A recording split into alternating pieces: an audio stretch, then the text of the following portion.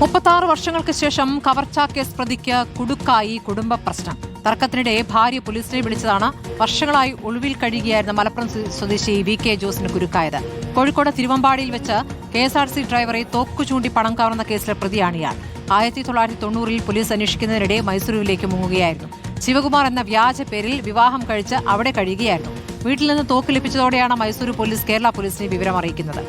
അഭിജിത്ത് മുഴക്കുന്ന വിവരങ്ങളുമായി. അഭിജിത്ത്, ഇപ്പോൾ വർഷങ്ങൾക്കിപ്പുറം കവർച്ചാ കേസ് പ്രതി പിടിയിലാകുന്നത് മറ്റൊരു കേസിൽ കുടുംബത്തിൽ നിന്ന് വന്ന പരാതിയിലാണ്. എന്താണ് പോലീസ് പറയുന്നത്? സ്മൃതി, കുടുംബ പ്രശ്നം പിന്നാലെയുണ്ടായ വഴക്ക് അത് 36 വർഷത്തിനു ശേഷം ഒരു കവർച്ചാ കേസ് പ്രതിയെ പോലീസിന് മുന്നിൽ എത്തിച്ചു എന്നുള്ളതാണ് ഈ സംഭവത്തിന്റെ ചുരുക്കം. 1990-ലാണ് ഈ സംഭവം ഉണ്ടാകുന്നത്. അന്ന് തിരുവമ്പാടിയിൽ ഒരു KSRTC ബസ് യാത്ര കഴിഞ്ഞ് അവിടെ നിർത്തിയിട്ടിരിക്കുകയായിരുന്നു.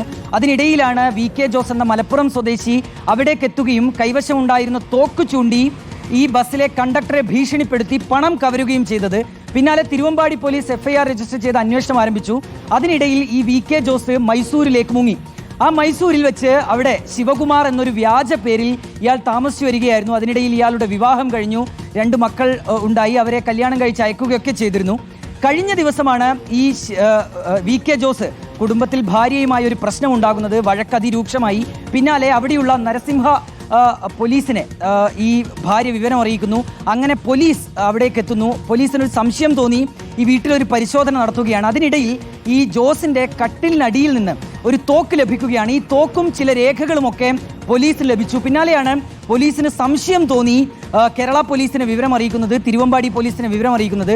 തിരുവമ്പാടി പോലീസ് വന്ന് പരിശോധന നടത്തുമ്പോഴാണ് ഇത് 36 വർഷം മുൻപ് നടന്ന കവർച്ചാ കേസിലെ പ്രതിയാണ് എന്ന് തിരിച്ചറിയുന്നതും ഈ കഥയുടെ ഈ സംഭവങ്ങളുടെയൊക്കെ ചുരുളഴിയുകയും ചെയ്യുന്നത്.